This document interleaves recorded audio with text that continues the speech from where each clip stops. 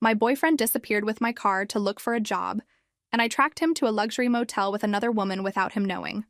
Before continuing the story, let us know in the comments which city you're watching from. Don't forget to subscribe to the channel, hit the notification bell so you won't miss more stories, and leave your like on the video. I handed over my keys that Wednesday morning without a second thought. My boyfriend needed my luxury sedan for a job interview at some insurance company, and his car had supposedly died the night before.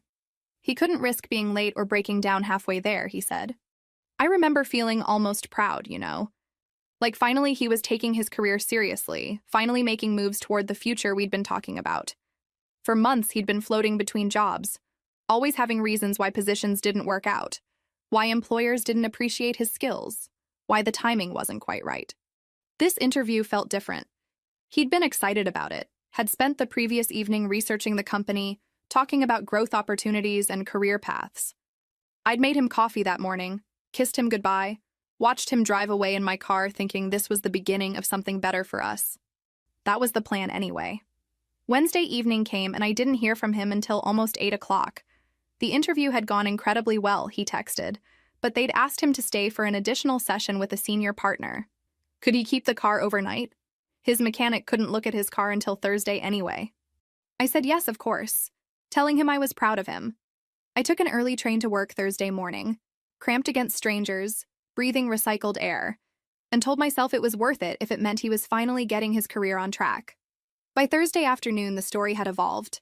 Multiple rounds of interviews, he explained over text.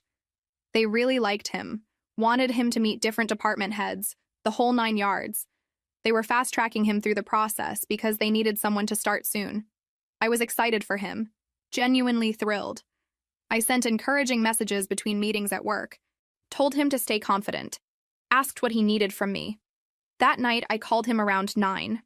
He sounded tired but happy, told me about the people he'd met, the office space, the benefits package they were discussing. It all sounded so real, so believable. I went to bed that night feeling grateful that he'd finally found his opportunity, already imagining how different our lives would be once he had steady income, once we could plan a real future together. Friday came and went with more updates about meeting senior executives and filling out preliminary paperwork. He sent me a selfie from what he said was the company's executive lounge, all modern furniture and floor-to-ceiling windows, looking professional and happy. I saved that photo, thinking it would be nice to remember this turning point in our lives. I showed it to my coworker over lunch, bragging about how my boyfriend was finally landing the kind of job he deserved. She was happy for me. For us. Friday night, I suggested celebrating over the weekend. Maybe going out for a nice dinner when he got back. He said he'd love that, but there was one more thing. Saturday morning he called, apologetic, but excited. The company wanted to do a retreat, he explained. An exclusive resort where they'd be evaluating the final candidates, all expenses paid.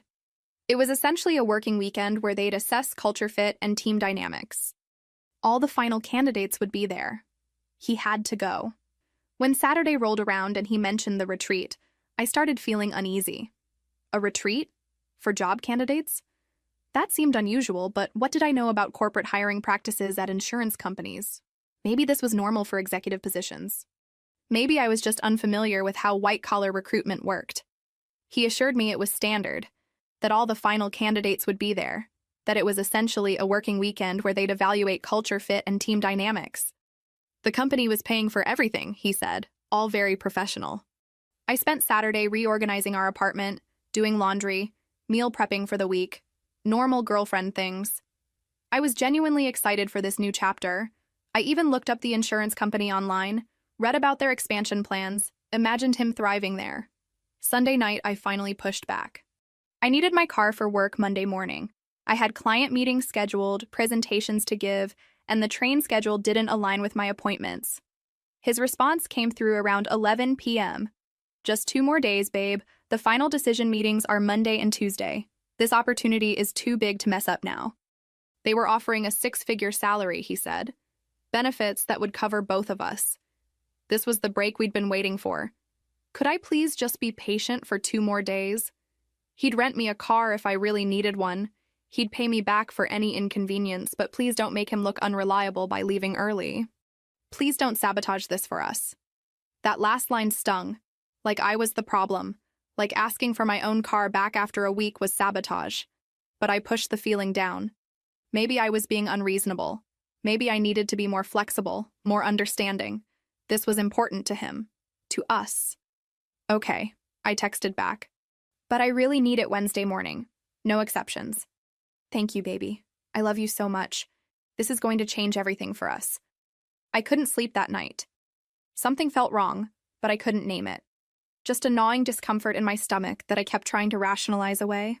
Monday morning arrived, and I had no car and a 40-minute commute ahead of me. I tried calling him around 7 a.m. No answer. Texted asking for an update. Nothing. By 8 o'clock, I'd missed my usual departure time and was scrambling to figure out alternatives. The train would make me late for my 9:30 meeting. A rideshare would cost $40 each way. I called in sick to work, something I never do, citing a family emergency that technically wasn't a lie if you counted my own mental state as family-related. I sat in my apartment staring at my phone, that uncomfortable feeling from Sunday night growing into something sharper, harder to ignore. That's when I remembered the GPS tracker. The luxury sedan came with a manufacturer's app that showed real-time location, something I'd barely used since buying it 3 years ago. I'd set it up when I first got the car, played around with the features for a few days, then forgotten it existed. Now I opened the app, expecting to see the car somewhere downtown near the insurance company's headquarters, maybe in their parking garage or at a nearby hotel where the candidates were staying. Ocean View Grand Resort, 3 hours away. Parked there since Friday afternoon according to the location history. The name triggered something in my memory. Ocean View. Ocean View. Where had I heard that recently? I opened social media, scrolling back through the past few days, and there it was. A woman he'd mentioned occasionally, someone he'd gone to college with, someone he claimed was just an old friend. Her stories from the weekend showed infinity pools, expensive cocktails with little umbrellas, sunset dinners with candlelight and ocean views, all tagged at Ocean View Grand Resort. My hands started shaking as I scrolled through her posts. Most were generic vacation shots, the kind everyone posts. But then I found it. A photo from Saturday morning, posted to her close friends list that somehow I was still part of. A keychain sitting on white marble, bathed in morning light streaming through floor-to-ceiling windows. The caption read, "Best boyfriend in the world surprised me with this romantic getaway." The keychain was leather, burgundy, with brass hardware. I'd had those exact initials engraved on it myself 2 years ago. My initials. My keychain. My car keys. I sat there for probably 20 minutes just staring at that photo, zooming in and out like the details might change if I looked at them differently. They didn't. The engraving was clear as day, as there was no job interview. There never had been. I called my dad. My hands were shaking so hard I could barely hold the phone. "Hey, honey, what's—" "Dad," my voice cracked. "Dad, I need help." "What happened? Are you hurt?" "No, He lied. About everything. The job interview, all of it. He's at a resort with another woman. Right now, driving my car." Silence on the other end. Not the awkward kind. The processing kind. "Where are you?" "Home. I don't know what to do." "Do you know where this resort is?" "Yes, 3 hours away. Ocean View." "Okay, listen to me. Take my truck. Keys are in the same place. Go get your car." "Dad, I don't think I should." "Yes, you should. Go see for yourself. Know the truth. Then come stay with us tonight. Your mom and I will be here. What if I'm wrong? What if there's an explanation? Then he can explain it to your face. But honey, I don't think you're wrong." That was all I needed to hear. The drive to Ocean View took exactly 3 hours and 14 minutes. I know because I watched every minute tick by on the dashboard clock, my mind oscillating between rage and heartbreak and disbelief. My phone kept buzzing with messages from him. Updates about the final interviews, excitement about the job offer that was definitely coming. Each notification made me feel sicker. Around the 2-hour mark, he called. I almost didn't answer, but I wanted to hear him lie one more time. "Hey, babe. Just finishing up here. They're making their final decision tonight. I think I really got it." "That's great," I said, my voice flat. "You okay?" "You sound weird." "Just tired. Work was rough." "Well, hang in there. By tomorrow we'll be celebrating. I can feel it. This is going to change everything for us." "Yeah. Everything." After we hung up, I had to pull over at a rest stop because my hands were shaking so badly. I sat in the truck breathing hard, crying angry tears, wanting to scream. How could someone lie so easily, so casually, with such confidence? When I got back on the road, the anger crystallized into something colder, more focused. I needed to see this with my own eyes. I needed proof that I couldn't rationalize away. The resort was even more impressive in person than in the social media posts. Manicured gardens, ocean views, the kind of place that screamed money I didn't have to spend. A valet in a crisp uniform approached my dad's beat-up truck with barely concealed disdain. "Just parking," I said, waving him off. The guest lot was where I found my sedan, my beautiful car that I'd saved for years to buy. Sitting there in a resort parking lot 3 hours from home while its owner was supposedly at job interviews downtown. Seeing it made everything real. Not a GPS error. Not a misunderstanding. Proof. I sat in the truck for a few minutes, gathering courage. Part of me wanted to just drive home, deal with this remotely, avoid the confrontation. But I needed to know. Needed to see. The lobby was all marble and floor-to-ceiling windows with views of the Pacific that I was apparently paying for. I spotted them immediately through the glass walls that separated the indoor bar from the pool deck. They were at a table under a large umbrella, completely relaxed. He was leaning back in his chair, sunglasses on, looking content. She was laughing at something he said, touching his arm. The kind of easy intimacy that comes from time, from familiarity. This wasn't new. This was established. This was a relationship. I walked into the bar on shaking legs. The bartender looked up. "What can I get you?" "Wine? Anything. Whatever's open." He poured something red. I took it to a corner table with a perfect view of the pool deck through the glass walls. The bar was nearly empty on a Monday afternoon. Just me, the bartender, and my entire relationship imploding 20 feet away. That's when my 15 minutes of truth began. He had his phone out, and from my angle, I could see he was scrolling through messages. Then he turned the screen toward her, and I heard him laugh. Actually laugh. "Listen to this pathetic shit," he said, his voice carrying clearly through the quiet space. "She's asking when I'm coming home again. 3rd time today. It's like she can't function without me for 5 minutes." The other woman leaned in to read, and her laughter joined his. "Does she really not suspect anything? You've been gone for almost a week. She's too desperate to question anything. I could tell her I'm interviewing to be an astronaut, and she'd believe it if I said it with enough confidence." He swiped to another message, and I watched his face light up with cruel amusement. "Check this out. I told her I need to see a therapist about my commitment issues, and she sent me a list of 15 therapists that take my insurance. With reviews and specialties and everything. Typed it all out herself. That's kind of sad, actually. That's kind of useful, actually.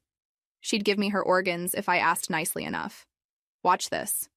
He started typing on his phone, and 30 seconds later, mine vibrated in my purse.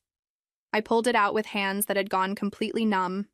The message read, "Emergency at the retreat. They need a deposit for next week's orientation, and my card got declined. Can you send $500 to my account? I'm so embarrassed. They're waiting, and I don't want to look unreliable." I sat there staring at the message while listening to him say, "Give it like 5 minutes. She'll send it without even asking a question." The other woman looked impressed. "You're terrible. What else have you gotten away with?" What followed was 15 minutes of the most detailed confession I've ever heard. He talked about using my rewards points to book flights, transferring miles from my account using my login information that he'd saved when I let him use my laptop. He mentioned charging dinners to my credit card when I was working late, buying clothes at stores I'd never been to, filling up on gas while I was out of town. The other woman asked if I ever noticed. And he said, "She's too busy trying to make me happy to pay attention to details. Plus, I'm smart about it. Small amounts, spread out over time, nothing that would trigger an alert or make her suspicious. What if she figures it out? She won't. And if she does, I'll just tell her it was for us. For our future, she'll rationalize it somehow. That's what she does. She rationalizes everything because facing the truth would mean admitting she wasted 2 years on someone who thinks she's a walking ATM." The other woman raised her glass. "To stupid people with money." He clinked his glass against hers. "To being too smart to be one of them." I had my phone under the bar the entire time, recording every word. 15 minutes and 42 seconds of crystal clear audio, every confession, every laugh, every casual admission of fraud and manipulation.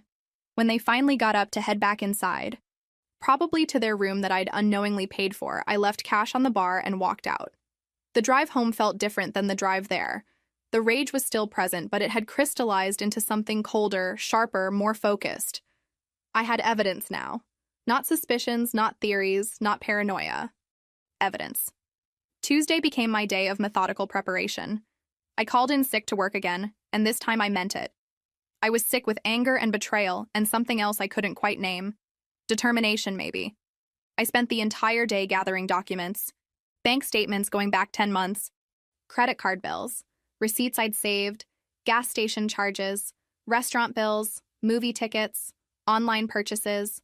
I spread everything across my dining table in chronological order, and patterns emerged that I'd overlooked before. Dinner at an expensive steakhouse on a Tuesday night in March when I'd been working until 9 p.m. He'd come home full and happy, said he'd grabbed fast food. 2 movie tickets charged to my card on a Wednesday afternoon in April when I'd been at a conference 2 states away. He'd told me he spent that day applying for jobs online. Charges at a men's clothing store I'd never visited. Gas purchases showing my card being used when I knew exactly where my physical card had been. In my wallet. With me, hours away. It wasn't just the money. It was the systematic nature of it. The planning. The casual way he'd woven lies into everyday conversation, creating an entire false narrative while draining my accounts behind my back. I even drove past his apartment complex that afternoon and saw his car parked there. Perfectly fine, no mechanical issues. The broken car had been just another lie in a tower of lies. Wednesday night, he came home around 8 p.m., all smiles and energy, still driving my sedan. He'd gotten the job, he announced. They'd called that afternoon with an offer, wanted him to start the following Monday. Amazing salary, incredible benefits, everything we'd been hoping for. He wanted to celebrate at his favorite steakhouse. Ironic, considering how many times he'd already celebrated there on my dime without telling me. Actually, we need to talk, I said. Can you sit down? His face changed. That's the only way to describe it. Like a mask slipping just for a second before he rearranged his features into concerned confusion. What's wrong? You look upset. Just sit down, please. He sat across from me at the dining table, and his eyes moved across the documents I'd laid out. Every receipt, every statement, every charge. 10 months of financial evidence organized into neat piles with dates and amounts highlighted. What is all this? This is every time you've used my cards without permission. Every charge I didn't make. Every transaction that didn't make sense. 10 months of theft. Adding up to $4,867. He started to speak and I held up my hand. Let me finish. Initially, I thought maybe I was wrong. Maybe these were legitimate expenses we'd discussed and I'd forgotten. Maybe I was being paranoid. I pulled out my phone and set it on the table between us. Then I heard this. I pressed play on the recording from the resort. His own voice filled my apartment, crystal clear, detailing exactly how he'd been stealing from me, laughing about it with his girlfriend. The actual girlfriend, apparently, while I'd been playing the role of the financially useful side piece without even knowing it. I watched the color drain from his face as he listened to himself confess to fraud. When the recording ended with him and the other woman toasting to stupid people with money, the silence in my apartment was deafening. That's not... You can't... That was taken out of context. His voice was small. Uncertain. Nothing like the confident cruelty on the recording. What context makes that okay? She was pressuring me to talk bad about you. I was just saying what she wanted to hear. I didn't mean any of it. You know how I feel about you. This is just some stupid misunderstanding blown out of proportion. I let the silence stretch between us, watching him scramble mentally for better explanations. His eyes darted between the documents on the table and my face, calculating which approach might work. I was going to pay it back, he finally said, with my first paycheck from the new job. That's why I didn't tell you. I wanted it to be a surprise. I was going to transfer everything back with interest and explain that I'd borrowed it temporarily to cover expenses while job hunting. You know how tight money's been for me. You don't have a new job. You never had an interview. You spent the last week at a resort with your actual girlfriend, using my car and my money. His face cycled through emotions rapidly.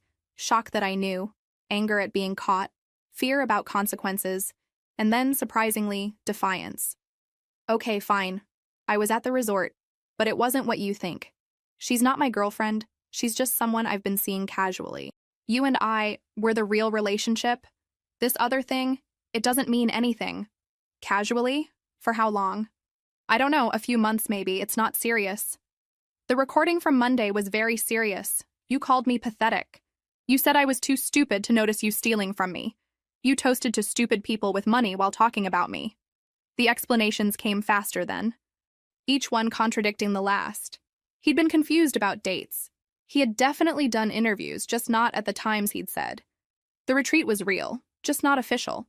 The woman in the recording wasn't his girlfriend, just someone he was pretending to date to make me jealous so I'd appreciate him more. The stealing wasn't really stealing because we were in a relationship and couples share resources. He'd always intended to pay it back. On and on until the lies piled so high even he seemed to lose track of which version he was defending. I sat there watching this performance, marveling at how many different stories one person could construct in 15 minutes. How easily the lies came, how quickly he could pivot from one explanation to another without ever admitting basic truth. This was practiced. This was a skill he'd honed over time, probably on other people before me. Around 10 p.m., he switched tactics. The anger dissolved into sorrow. Real tears appeared. His voice broke. His whole body language changed. He'd made mistakes, terrible mistakes. But he loved me, couldn't imagine life without me, would do anything to fix this. The thought of losing me was unbearable. He'd been so scared about his financial situation that he'd made terrible decisions, but it came from a place of fear, not malice. He needed help, professional help, and he was ready to get it if I'd just give him a chance. "I'll go to therapy," he said, his voice choked with emotion. "Individual therapy, couples counseling, whatever you need. I'll get a job, a real one, and pay back every penny with interest. I'll be completely transparent about everything. Just please don't throw away what we have over money and a stupid comment made to impress someone who doesn't matter. 2 years, babe. 2 years of us. That has to count for something." When that didn't visibly move me, he tried a different approach. Vulnerability mixed with logic. He was sorry, so sorry. But also, wasn't I partially responsible? Hadn't I made it too easy by sharing passwords? By not monitoring my accounts more carefully? By being so trusting? Wasn't there something to be said about the fact that I'd enabled this behavior by not setting better boundaries? He was asking in a way that sounded like genuine curiosity, like he really wanted to understand where he'd gone wrong, but the subtext was clear. You helped create this situation. By midnight, when vulnerability and logic hadn't worked, he pivoted again. How dare I track his location like some kind of stalker? How dare I record him without consent? That was probably illegal. I could get in trouble for that. How dare I not trust him enough to communicate my concerns before jumping to conclusions? I was controlling, paranoid, clearly had serious issues with abandonment and trust that I needed to address in therapy. Had I considered that maybe this whole situation was a reflection of my own insecurities? That maybe if I'd been more confident in the relationship, more secure in myself, none of this would have happened? "You're gaslighting me," I said quietly. "You're literally trying to make me think I'm the problem here. I'm trying to have an honest conversation about the dynamics in this relationship. But you're so focused on being the victim that you can't see your own role in this." The argument escalated from there, his voice getting louder, my responses getting shorter and colder. He paced the apartment, gesticulating wildly, spinning elaborate theories about relationship psychology and trust issues, and how modern couples navigate financial boundaries. I sat at the dining table, unmoved, watching someone I'd loved transform into a stranger performing desperation. Around 2 a.m, exhausted from hours of cycling through excuses, he finally dropped the pretense. His shoulders slumped, his voice went flat, and he looked at me with something approaching honesty for the first time all night. "Fine. You want the truth? I did use your cards. I did spend your money. You know why? Because you were so desperate for someone to love you that you made it easy. You think I'm the bad guy here? Look at yourself. You gave me your passwords, your card numbers, your complete trust without me earning any of it. You were so grateful that someone was paying attention to you that you didn't ask questions, didn't set boundaries, didn't protect yourself. This is as much your fault as mine." The words hung in the air between us, sharp and clear and finally honest. "Give me my car keys. We'll talk about the car tomorrow when everyone's calmer. Give me my car keys right now." Or I'm calling the police. He actually laughed, a sound completely devoid of humor. And tell them what? That your boyfriend borrowed your car? That you gave him permission and now you changed your mind? That's not a crime. No, but fraud is. Identity theft is. Stealing credit card information is. Want to see if they agree with your interpretation? His laughter stopped. The mask dropped completely, and what I saw underneath was ugly. Pure calculation. He was weighing options, considering consequences, deciding how much damage he could do on his way out. He reached into his pocket, pulled out my keychain, the one with my initials engraved in the leather, and threw it on the table hard enough that it skidded across the surface and onto the floor with a metallic clink. Then he started gathering his things, throwing clothes into a bag with aggressive movements designed to intimidate. "You're going to regret this," he said from the doorway, holding my actual car keys in his hand, the ones with the electronic fob. The keychain he'd thrown had been a decoy, old keys that didn't matter. When you're alone and miserable, remember that you did this to yourself. Remember that you destroyed the best thing that ever happened to you over some money and your own paranoia. He left at 5 in the morning, slamming the door hard enough to wake my neighbors. And he took my car keys with him, leaving in my sedan like he had every right to it. I didn't sleep the rest of that night. Wednesday became Thursday in that strange twilight state where you're too wired to rest but too exhausted to function. Around 10 a.m. Thursday, I called my dad and told him everything. He listened without interrupting, and when I finished, he said simply, "Get dressed. We're going to the police station." Thursday afternoon, I went to the police station with my dad. He'd called that morning suggesting we go together, his way of offering support without being overbearing about it. He worked maintenance for the department fleet and knew half the officers by name, which helped. But mainly I think they took it seriously because I had documentation. Real documentation. Not just a he said, she said domestic dispute, but actual evidence of systematic fraud. The officer who took my report was a woman in her 40s named Officer Martinez, who'd apparently dealt with similar cases before. She had kind eyes but a no-nonsense demeanor, the kind of person who'd heard every excuse and manipulation tactic imaginable and wasn't impressed by any of them. "Let me make sure I understand the timeline," she said, typing notes into her computer. "You gave him permission to borrow your vehicle on Wednesday for a stated purpose, a job interview. He claimed he needed it for progressively longer periods with increasingly elaborate excuses. When you explicitly demanded its return on Monday and he refused, citing the same false reasons, that's when the unlawful use potentially begins. He still has it. The keys he threw at me were to his apartment. Not my car." She nodded, unsurprised. "That's what I thought. The car issue is tricky from a legal standpoint. You gave him permission to use it initially, which muddies the waters. But when you explicitly asked for it back and he refused, especially given that his stated reasons for needing it were fraudulent, that potentially becomes unlawful use of a vehicle. Combined with the financial fraud you've documented, we have enough for a report. Let's go through the financial evidence." What followed was 2 hours of methodical documentation. Every unauthorized charge, every timeline inconsistency, every provable lie. Officer Martinez asked detailed questions about each transaction, about when I'd discovered it, about what explanations he'd given, if any. She made copies of all my documents, labeled and organized them by category: restaurant charges, gas purchases, online transactions, cash withdrawals. When we got to the recording from the resort, she listened to the entire 15 minutes and 42 seconds without interruption, her expression growing progressively grimmer.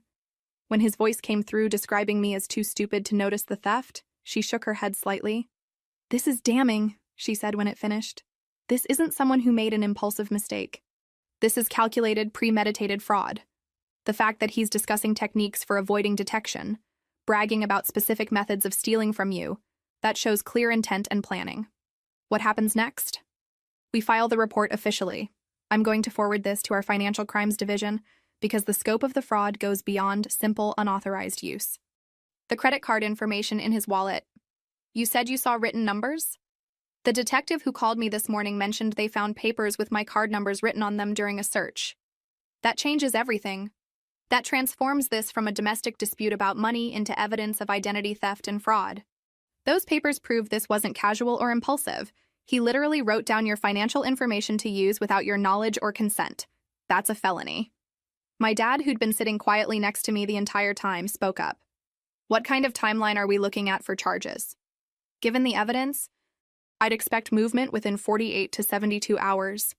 We'll need to locate him first, obviously, but the documented refusal to return the vehicle gives us grounds for immediate action.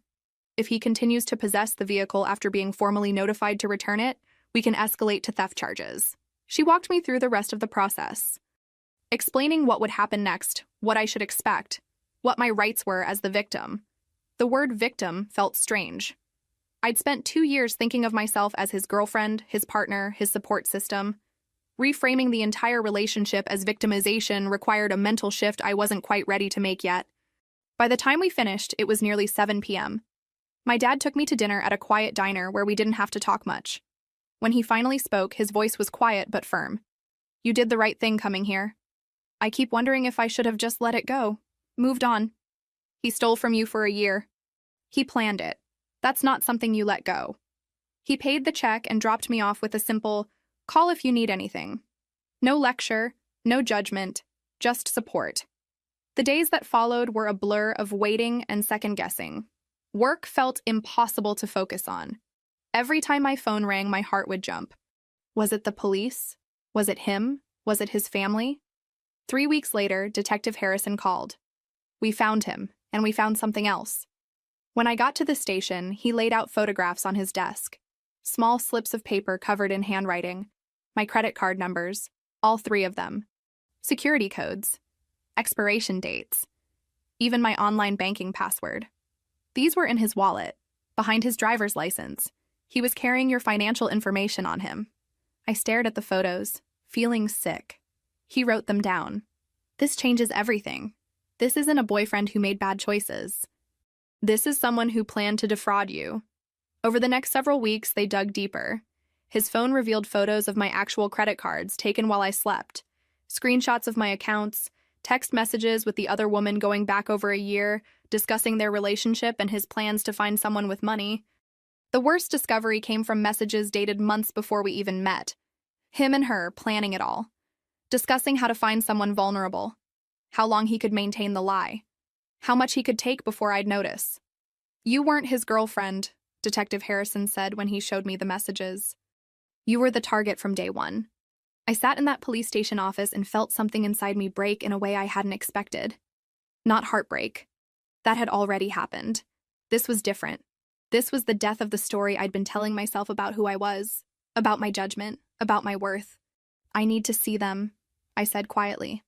The messages. You don't have to. I need to see them.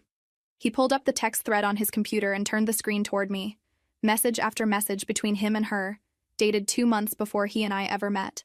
Planning, strategizing, shopping for a mark. Her. Found anyone promising? Him. Few possibilities. There's this girl at the coffee shop who always pays for everyone's drinks. Seems lonely. Always alone with her laptop. Her. Financial situation? Him. Works in tech. Nice car. Lives alone in a good area. No ring, no obvious boyfriend from what I can tell. Checks all the boxes. That coffee shop was where we'd randomly met, where he'd accidentally spilled his coffee and I'd laughed and offered to buy him another. Our cute meet story, our beginning, it had all been planned. I went home that day and threw up. Then I called my best friend. Hey, I was just thinking about, he targeted me. My voice didn't sound like my own. From the beginning. Before he even talked to me. He chose me because I looked vulnerable and had money. What? Slow down. What happened? I told her everything. The resort, the recording, the police investigation, the messages planning it all. She listened without interrupting, and when I finished, I heard her crying. I'm so sorry, I'm so sorry, I should have said something. Said what? I didn't like him, I never liked him, but you seemed happy, so I kept my mouth shut. I should have told you my gut was screaming that something was off. It wouldn't have mattered. I wouldn't have listened. Can I come over? Not tonight. I need to be alone. But the alone was crushing. I sat in my apartment looking at everything through new eyes. The couch where we'd watched movies. Had he ever actually enjoyed any of them, or was it all performance? The kitchen where I'd made him dinner countless times. Had he ever appreciated it, or just seen it as further proof I was an easy mark? The bed where we'd slept together. Had he ever felt anything real, Or was it just part of the job? I called my mom the next day. Honey, your dad told me some of what's happening. How are you? I started crying. Couldn't stop. She waited. Mom, how did I not see it? How was I so stupid? You weren't stupid. You were human. You trusted someone you cared about. That's not stupidity. That's how relationships are supposed to work. But the signs... Hindsight isn't evidence of failure. You didn't see the signs because people who do this are good at hiding them. That's their skill. That's how they get away with it. I feel like such an idiot. I know. But you're not. You're someone who got targeted by someone who does this professionally. It's not your fault. I wanted to believe her. But sitting in my apartment, surrounded by the remnants of a fake relationship, it was hard not to feel complicit in my own con. The arraignment happened months later. He pleaded not guilty, claimed everything was a misunderstanding. His family couldn't make bail, so he stayed in custody. That's when they started calling me. His mother, his sister, numbers I didn't recognize. I ignored most of them until one afternoon his mother and sister just showed up at a coffee shop near my apartment. We need to talk, his mother said, looking exhausted. I should have walked away, but I was curious what they'd say. His mother did most of the talking at first. How shocked they were. How he'd never done anything like this before. How they wanted to make it right. Then the sister cut to the chase. We'll pay you double what he took right now if you drop the charges. Why would I do that? Because prison will destroy his life, his mother said, leaning forward. He'll never recover from this. We can fix this privately. He'll get help. Pay you back. You don't need to ruin him. He ruined himself when he spent over a year stealing from me. The sister's face hardened. You recorded him illegally. Our lawyer says that recording won't hold up in court, and we'll sue you for illegal surveillance if you push this. I'd researched this already. The resort has security notices posted everywhere, no expectation of privacy, but your lawyer can try. They left after that, after E. The mother crying, the sister angry. I sat there wondering if I was being vindictive. Then I remembered his voice on that recording, calling me stupid, laughing about how easy I was to manipulate. No, I wasn't being vindictive. I was making sure he couldn't do this to someone else. The next day, the sister came back alone. She looked different, defeated. He's done this before, she said quietly. Our grandmother, a college roommate. My parents always paid people off, covered for him. I thought he'd changed, but he hasn't. He won't. Unless something actually stops him. She left me her number in case I needed family history for the trial. Then walked out. I called Detective Harrison. I'm not dropping the charges. Good, he said, because we found enough evidence to prosecute 3 times over. The trial happened 6 weeks later, 3 days that felt both endless and too fast. The prosecutor laid everything out methodically, the timeline, the stolen money, the written card numbers, the text messages, planning it all. But the moment that changed everything was when she played the recording. His voice filled that courtroom, confident, cruel, casual. She's too desperate to question anything. I could tell her I'm interviewing to be an astronaut and she'd believe it. The jury's faces changed as they listened. Disgust, anger, recognition. She'd give me her organs if I asked nicely enough. Watch this. Then the sound of him texting, followed by my phone notification. The message asking for $500. His laughter. Give it like 5 minutes. She'll send it without even asking a question.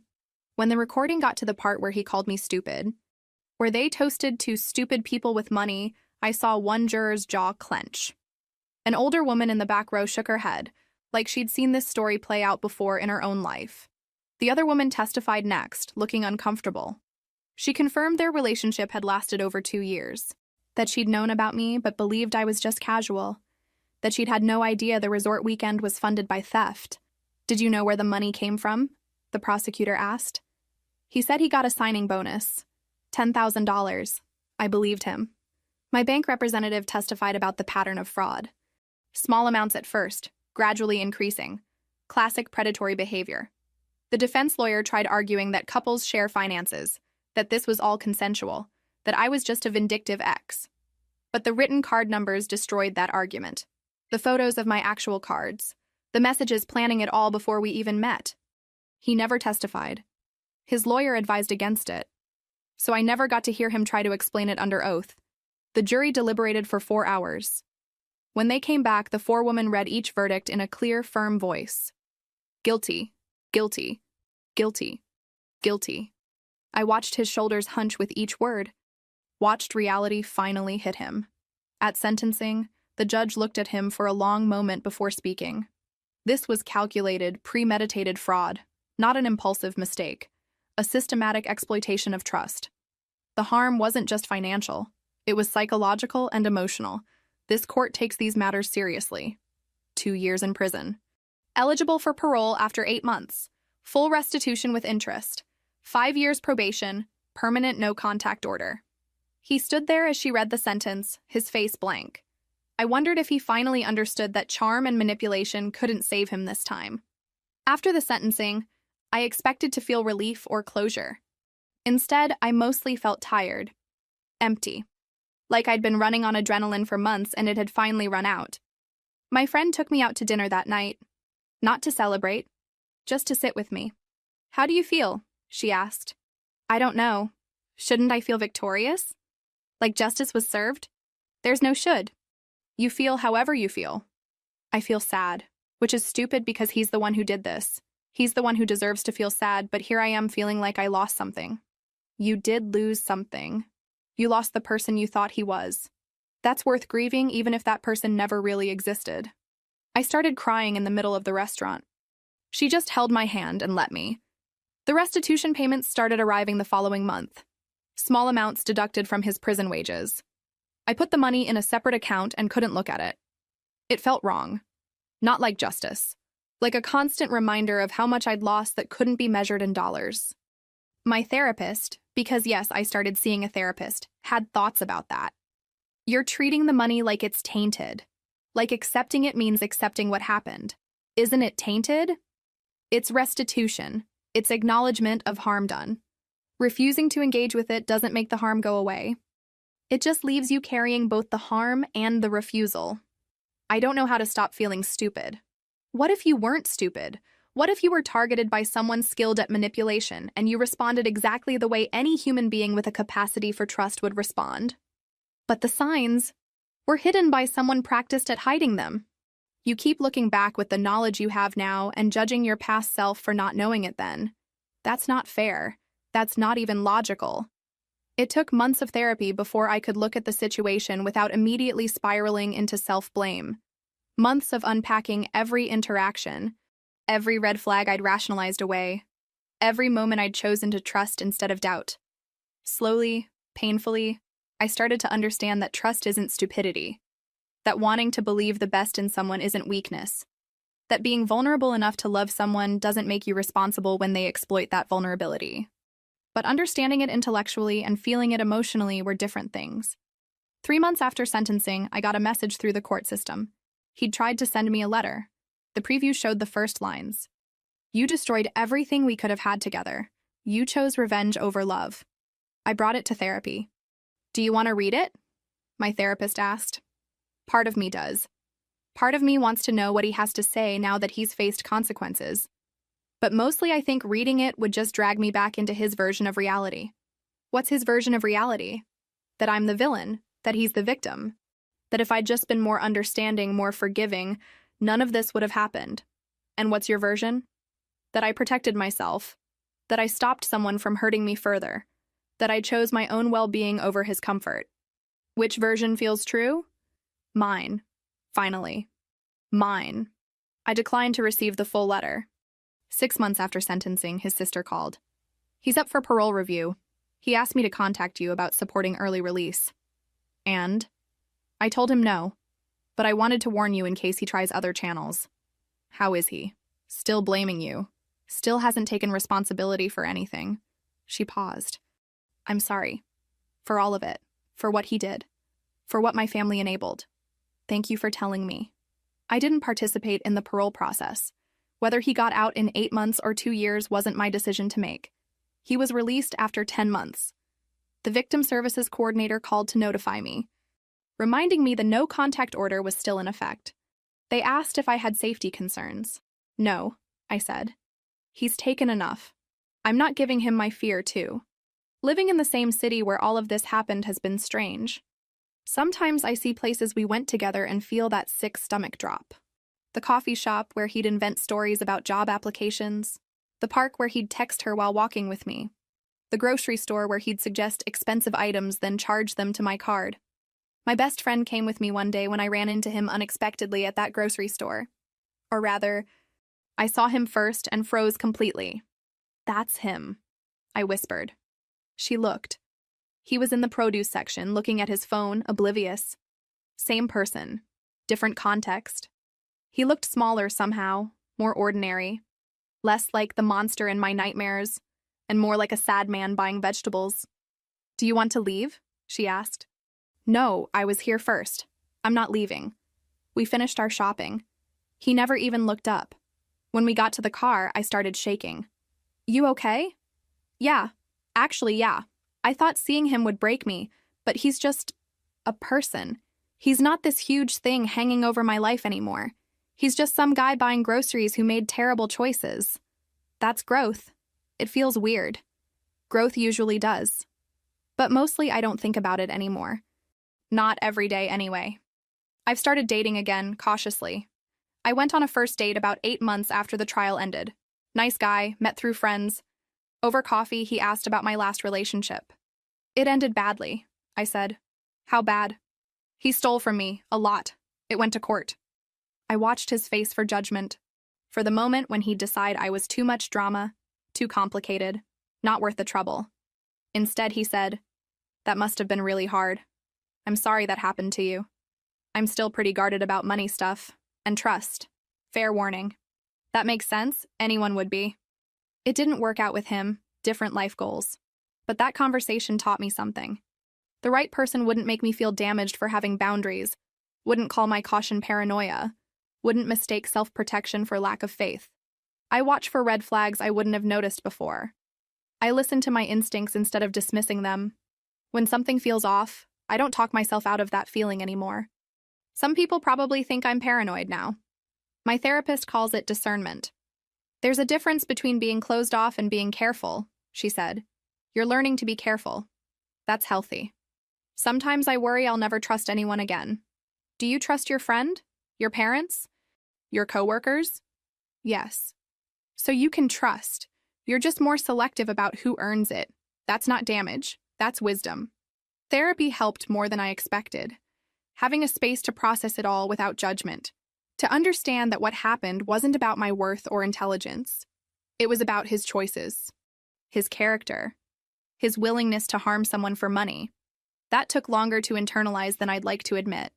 Part of me still wants to rewrite history, find the moment where if I'd just been smarter, paid more attention, asked better questions, I could have avoided all of this. "You're doing it again," my therapist will say when I spiral that direction. "You're taking responsibility for someone else's decision to deceive you. Their choices are not your fault." But I chose to trust him. Trust is not a character flaw. Being trustworthy is a virtue. Exploiting trust is the crime. You didn't commit the crime. My dad never said "I told you so," even though I'm sure he'd had concerns from the beginning.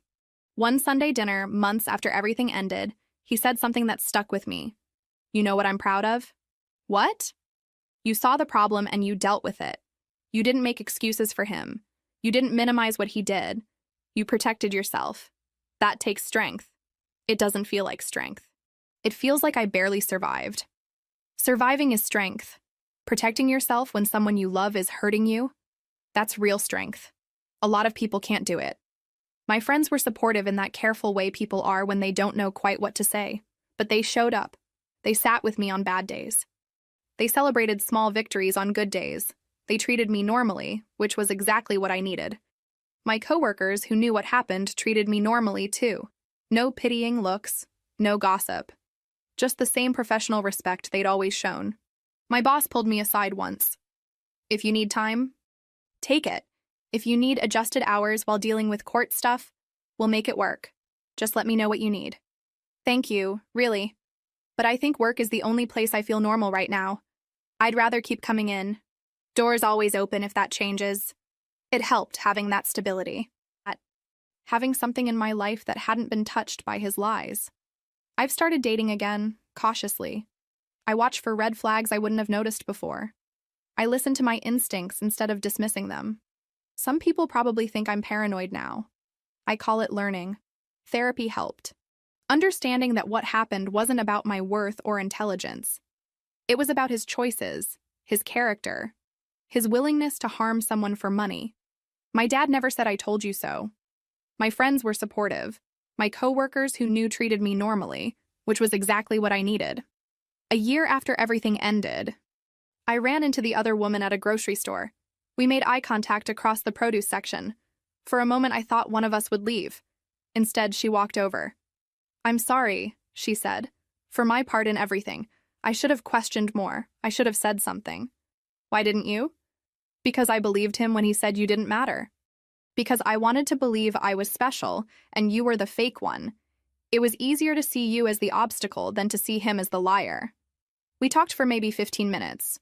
Two people who'd been manipulated by the same person, comparing notes on his lies, the way he'd kept us separated and suspicious of each other. When we parted ways, we didn't exchange numbers. We just wished each other well and meant it. 2 years after sentencing, his probation officer called. He'd violated the no-contact order by creating a fake profile to view my social media. They asked if I wanted to press charges. "No," I said, "I'm done being connected to this." The last I heard, he was working retail and living with his parents. The felony record made finding good jobs difficult. He'd tried to have the conviction expunged. The judge denied it. As for me, I'm okay. Not perfect, not undamaged, but okay. I kept the car. I'm more careful now about money, trust, who I let into my life.